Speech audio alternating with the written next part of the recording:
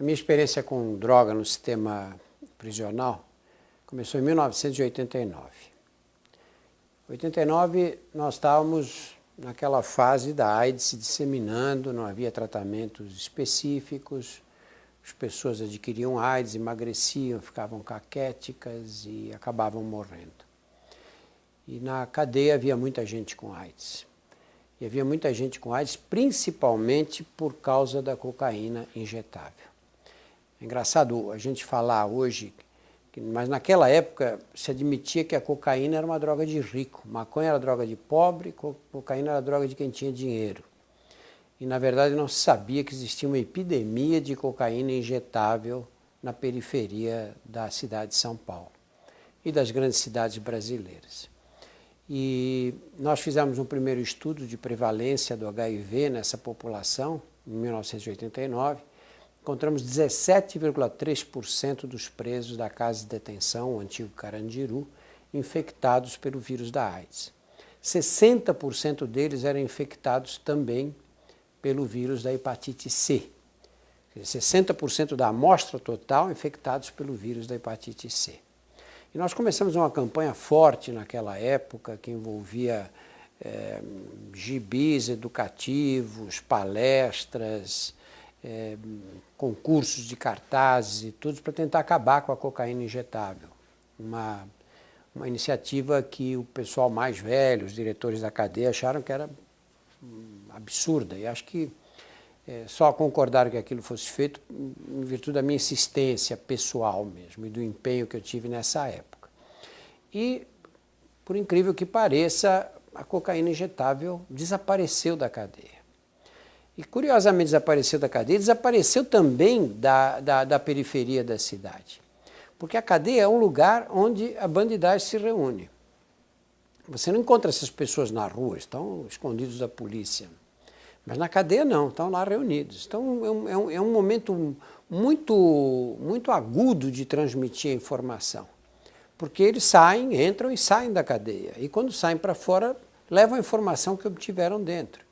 E a motivação era grande, porque a AIDS para eles não era uma teoria, era uma doença. Eles viam os amigos morrendo, os companheiros, os homens fortíssimos, que definhavam e desapareciam em pouquíssimo tempo.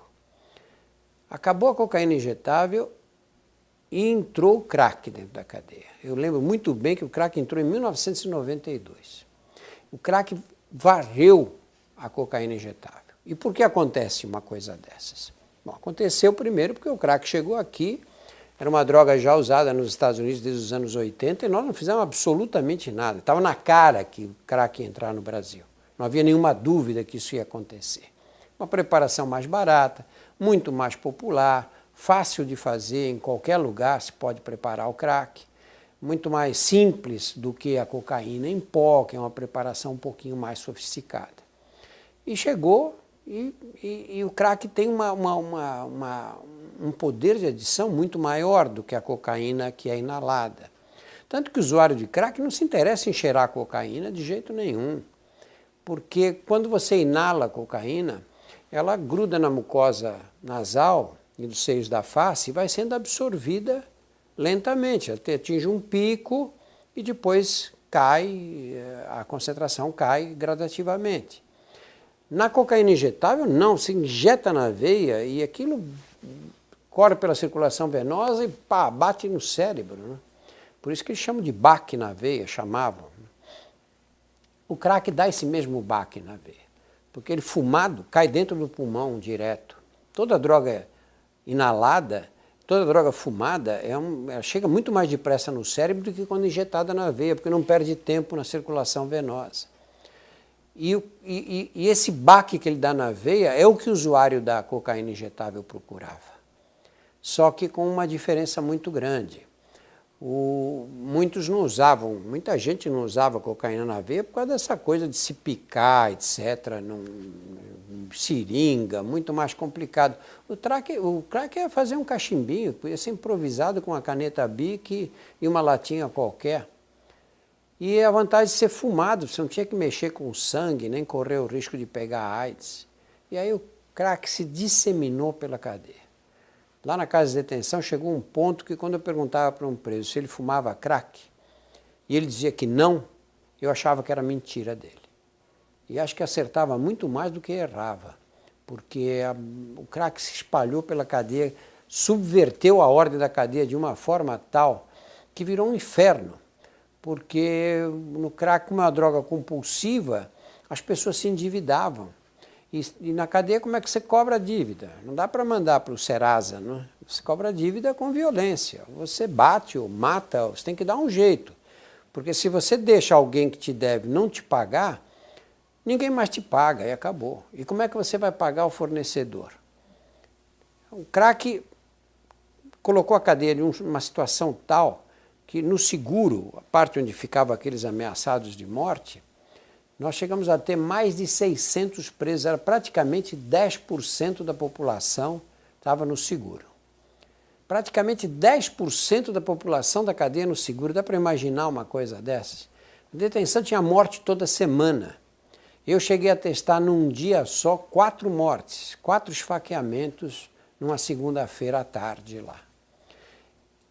A situação chegou a um ponto tal que eu achei que nunca mais haveria possibilidade de tirar o crack do sistema carcerário. Isso nós vamos conviver com essa praga de agora para sempre. Só que droga é moda. Houve a moda da cocaína, houve a moda de injetar anfetamina na veia, pervitin, sulfato de benzedrina, etc. Lá atrás, isso anos 50, 60. E veio a moda da cocaína injetável e depois vem a moda do crack. Um dia vai passar também. Mas essa moda do crack é mais complicada, porque a droga é muito compulsiva e o uso fica, ela é avassaladora. Aqueles que entram nesse caminho têm muita dificuldade de largar. O que aconteceu nos últimos anos? Vamos dizer, do ano 2000, mais ou menos, para cá, uma das facções criminosas tomou conta da maioria dos presídios e se sobrepôs às outras. Isso é uma lei darwiniana, né? Se o Estado, o poder é um espaço abstrato que nunca fica desocupado. Se o Estado se retira, esse poder que ele deixou ali vai ser ocupado por alguém. E se existem várias quadrilhas tentando disputar esse espaço, o princípio darwiniano básico, né? Uma delas vai prevalecer. E foi o que aconteceu no estado de São Paulo. E essa quadrilha, quando tomou conta, acabou virando uma facção, e uma facção com poder realmente de controlar grande parte dos presídios, passou a ter interesses econômicos, interesses financeiros. E se você tem um interesse financeiro numa organização desse tipo, você não pode admitir uma droga como o crack. Porque o crack, se a pessoa te paga uma mensalidade, ele começa a fumar crack, ele para de pagar. Então, eles proibiram o crack em todas as cadeias. Em São Paulo não existe mais crack na cadeia. Então, o que acontece com ele? O que eu aprendi com o crack? Eles pegam o craqueirinho na rua. Nós temos essa coisa de não poder internar ninguém contra a vontade, essa discussão teórica que se arma em torno desse tema. Não tenho nada contra quem pensa de um jeito contrário. Mas você não interna, você não dá nenhuma assistência. E a hora que ele comete o primeiro crime, a hora que ele começa a roubar, porque como é que vai conseguir dinheiro? Ele não trabalha, não tem mais família, está afastado, está vivendo na rua. Como é que ele vai conseguir dinheiro para fumar mais crack? Ou para comprar o mínimo de coisas que ele precisa consumir? Ele vai roubar. A hora que ele rouba, o que a gente faz? Manda para a cadeia. E aí tranca na cadeia. Só que chega na cadeia e não tem mais crack. E aí, como é que ele se vira nessa situação?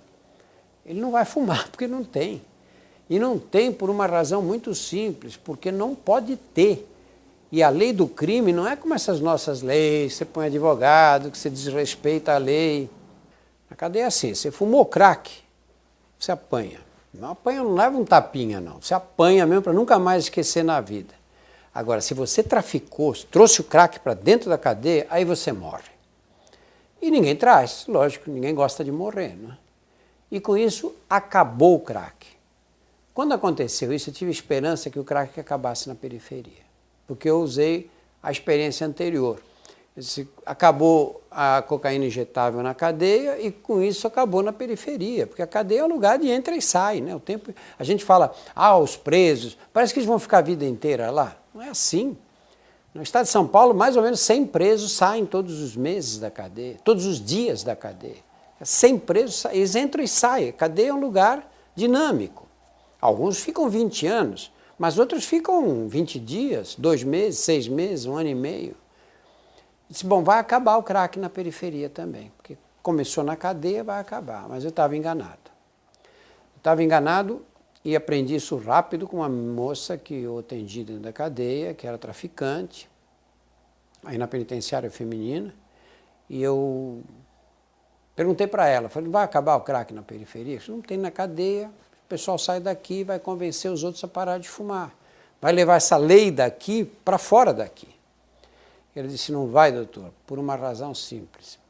Se quiser ganhar dinheiro no tráfico, é no crack. É o crack que dá dinheiro. E aí fiz umas contas com ela e não tem dúvida que o problema é esse. Maconha é uma droga barata.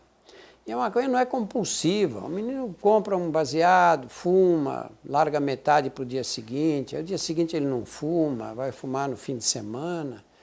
Não é uma droga que você fique desesperado para comprar. Ele compra. Mas ele não vende nada para comprar a droga. A cocaína é diferente.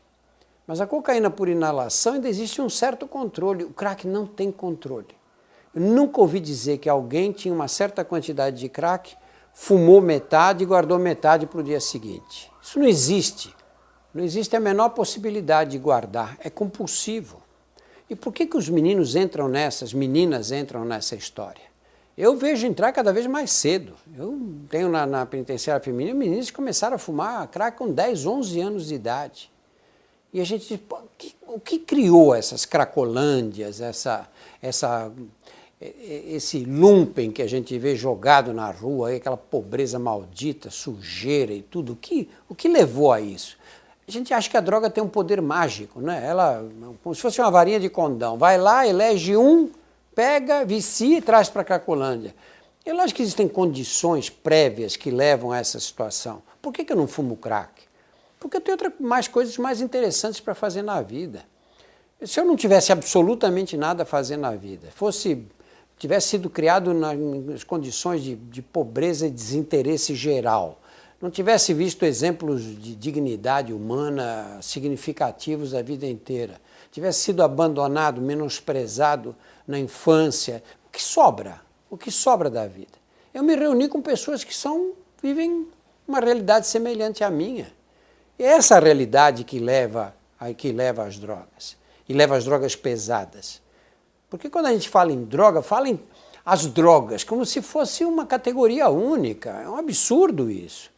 Uma coisa é o menino fumar maconha, outra coisa é cheirar cocaína, outra coisa diferente é fumar crack. Dentro da mesma droga que é a cocaína, já existe uma diferença muito grande entre a cocaína inalada e o crack. Imagina comparar o álcool com maconha, ou a maconha com a heroína. Cada droga tem a sua característica. E essa coisa de dizer, não, a porta de entrada é a maconha, nenhum estudo demonstrou com clareza. Nenhum estudo. O que existe aí é um marcador. Quer dizer, o menino que fuma maconha, ele já tem um outro tipo de curiosidade. Muitos deles vão querer experimentar outras drogas depois. Então, nesse sentido, sim. Mas você tem o usuário de maconha que não cheira cocaína de jeito nenhum. E você tem o usuário de cocaína que não fuma maconha, não gosta. E você tem o alcoólatra que tem ódio de quem usa droga. Eles falam assim mesmo, né? O cara é bêbado e diz, esse maconheiro aí, esse pessoal que fica fumando crack, né? São moralistas em relação aos outros, né? Cada droga tem uma particularidade. E nós temos um tratamento, nós tentamos generalizar, o que é um absurdo, porque isso não leva a nada. A estratégia de tratamento do usuário de crack é completamente diferente da estratégia do dependente de maconha, ou do fumante, ou do alcoólatra. Cada droga tem as suas características e cada usuário tem características diferentes. Nós não sabemos, a verdade é que como sociedade nós não sabemos o que fazer. quando eu vejo essas discussões, como abordar, como fazer, como acabar com as cracolândias, se tem internação compulsória, não tem internação compulsória, é um achismo total, né? Cada um acha uma coisa e defende as suas ideias como se fossem verdades científicas absolutamente demonstradas. A verdade é que nós não sabemos.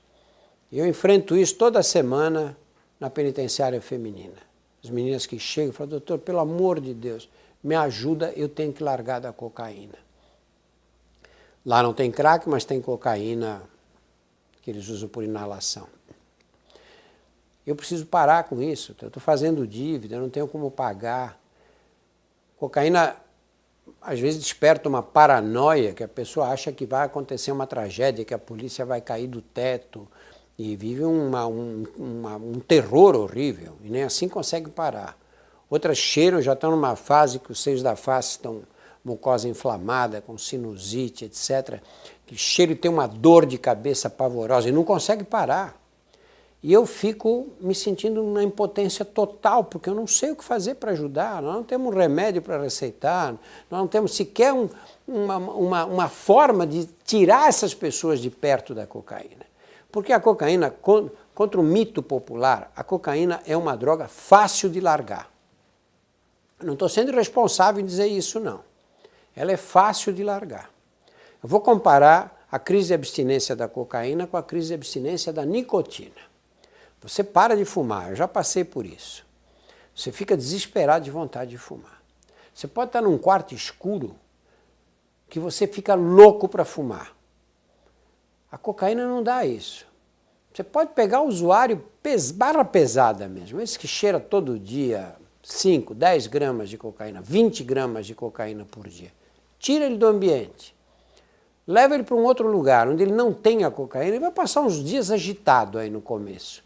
E ele esquece da cocaína. O problema é que ele não pode ver a droga. Ele não pode ver a droga, ele não pode ver o lugar onde ele usava a droga, e ele não pode ver alguém sob o efeito dela. Porque nessa situação aí é inviável, é impossível resistir. Porque dá uma coisa que parece síndrome do pânico. O coração dispara, dá cólicas abdominais, a pessoa tem a impressão que vai morrer. Alguns chegam a vomitar nessa hora, só de olhar a droga. Tanto que todos os programas de recuperação de usuários de cocaína dizem tira do ambiente, leva para outro lugar. Porque se ele ficar no ambiente, vai recair obrigatoriamente.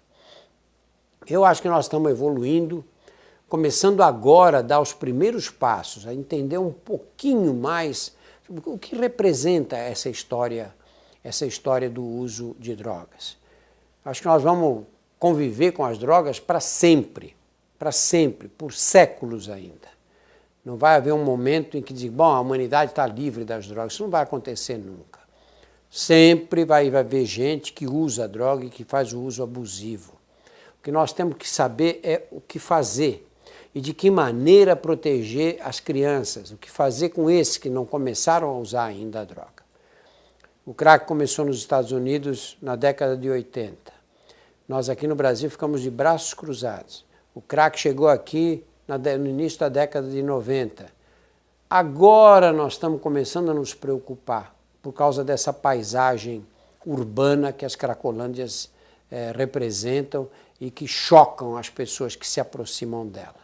Agora, olha quanto tempo, nós passamos 20 anos, pelo menos, de braços cruzados. E agora estamos vendo as consequências dessa falta de ação, dessa falta de buscar métodos educativos para que a criança não se entusiasme em experimentar uma droga que pode causar destruição que o crack provoca. Nós temos já uma cultura melhor em relação ao álcool. Por exemplo, você proíbe vender álcool para criança. Não quer dizer que adolescentes não bebam, bebem, mas existe uma cultura melhor em relação ao álcool, um uso mais controlado, porque também não é uma droga tão compulsiva quanto o crack. Agora nós temos que aprender a lidar com o crack. Mas vai ser muito sofrido esse caminho. Mais ou menos um mês ou dois atrás, uma colega que trabalha comigo no Fantástico, na Rede Globo, falou, Drauzio, eu propus aqui uma pauta sobre essas crianças que nascem de mães usuárias de crack. E eu achei interessante a pauta. Ele falou, você me ajuda a fazer? Eu falei, vamos fazer. E aí fizemos, ela fez toda a produção, etc. E a Luciana, e eu fiz a parte médica mesmo da história do crack. A gente, quando passa nas Cracolândias, vê, invariavelmente vê uma menina grávida, né? E, em geral, mais de uma menina grávida. E aí fica todo mundo chocado, fala, nossa, tem menina grávida, não é? Já fuma crack, está grávida. Se ela está no meio daquele pessoal, é porque ela continua a fumar grávida, lógico, né? Só que eu achei interessante a ideia dela, porque assim, o que acontece com essas moças? E o que acontece com as crianças que nascem? E nós fizemos uma matéria no Fantástico, Os Filhos do Crack. Passou umas semanas atrás aí. E eu entrevistei várias meninas grávidas, fui no amparo maternal, na maternidade, na maternidade Leonor Mendes de Barros, que é onde elas dão à luz, etc. É a pior tragédia dentro da tragédia que é o crack. Porque essas meninas engravidam por razões óbvias, não é?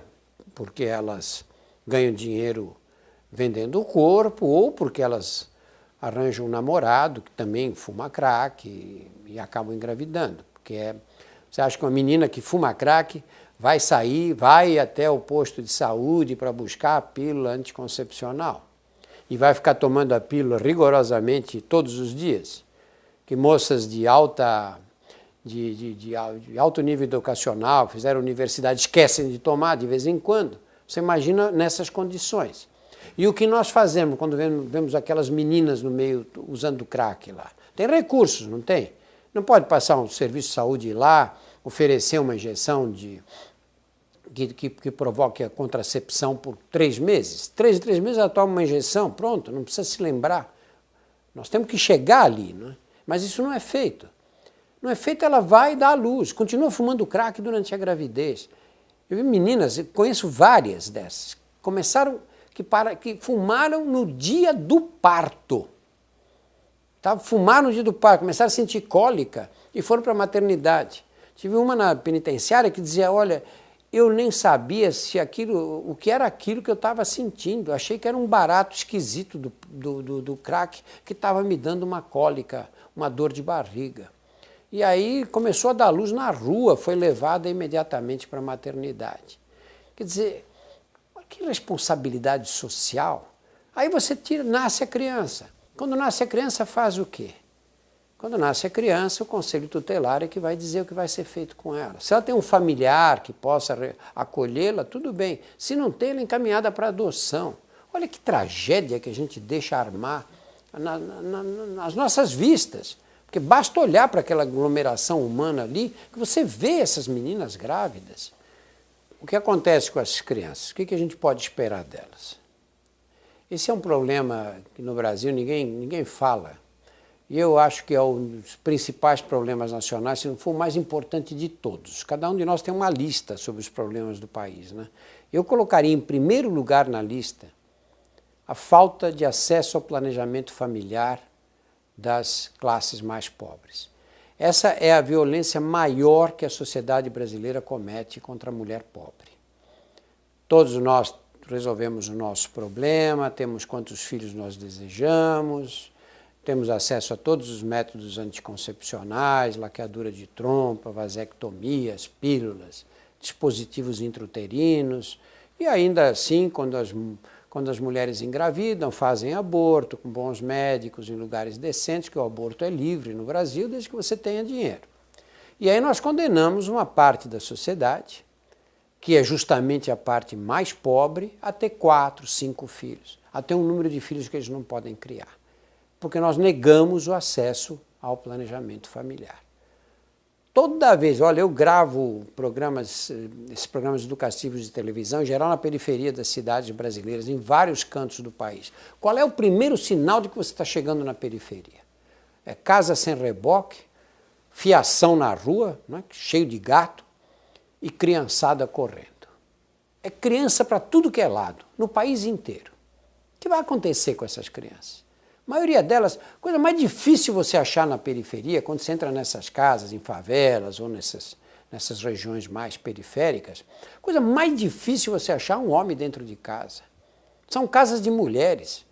É a avó que tem 35 anos, com a filha que tem 17 anos, e mais 2 crianças, ou com 2, 3 filhas e 4, 5 crianças. Porque os homens fazem os filhos e vão embora. E ficam essas mulheres aí tentando manter essas crianças. Que condições? Qual o futuro que você pode esperar para uma criança criada assim, nas condições mais precárias que se pode imaginar, sem a figura paterna, sem um núcleo familiar forte? Eu vejo na penitenciária do Estado, quando eu pego uma menina de 25 anos de idade que não tem filhos, das duas uma. Ou ela é infértil, por alguma razão anatômica ou fisiológica, ou ela é gay. Porque se ela não for infértil e não for gay, ela tem no mínimo 2 ou 3 filhos. Chega a ter 7 filhos, 8. Eu pego menina já de 30 anos com 10 filhos. E está na cadeia. E o pai, ou os pais, cada um tem um pai. Estão por aí, alguns deles presos também. Quando eu falo que isso é uma das razões pelas quais a violência é alimentada na sociedade, vem o pessoal da carreira universitária e diz, não, mas não há demonstração em que famílias pobres que têm muitos filhos têm mais violência. Eu perguntei, precisa demonstração? Precisa de estudo científico para isso? Há necessidade de algum estudo científico para saber que uma menina que tem 7, 8 filhos está presa e as crianças não têm pai, que esses meninos correm o risco maior de desenvolvimento mais tarde, de se envolver com a criminalidade mais tarde? E nós continuamos fazendo de conta que está tudo bem, porque a natalidade brasileira está caindo. Só que está caindo na média. Está caindo às custas de quem? Das que estudaram, das universitárias, que têm um filho e pouco, quando tem. Quem está mantendo a natalidade brasileira são os mais pobres. Vocês sabem quantos brasileiros nascem na classe E, da natalidade brasileira toda? Quando fazem aquelas pizzas de divisão, quantos são da classe E? 48% das crianças que nascem pertencem à classe E. Classe E no Brasil é classe Z nos países desenvolvidos. Classe E no Brasil é a classe que tem uma média de ganho mensal de R$ 75,00 per capita.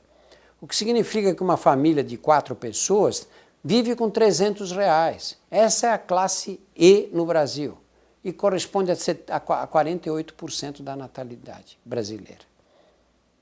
E aí o que acontece?